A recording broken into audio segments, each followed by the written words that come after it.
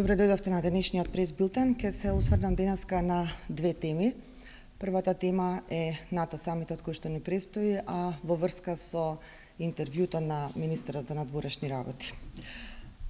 Граѓаните на Македонија денеска живеат лошо затоа што ја плаќаат цената на неспособноста на власта да ги исполни стратешките цели на земјата и да ја внесе Македонија во Европската унија и во НАТО.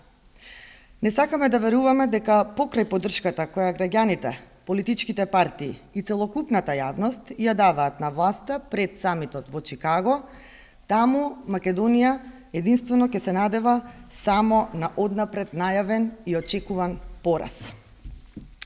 Влез во НАТО и ЕУ е стратешка цел, околу која има широк консензус кај граѓаните, партиите и целата држава.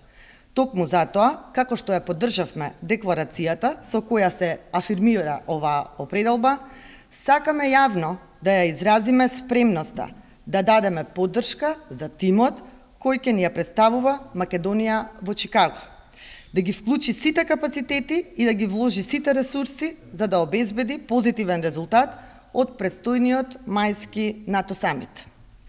За Македонија алијансата не е само безбедносен сојуз. Членството во неа ќе значи стабилност, повеќе инвестиции, посигурен и подобар живот на сите граѓани.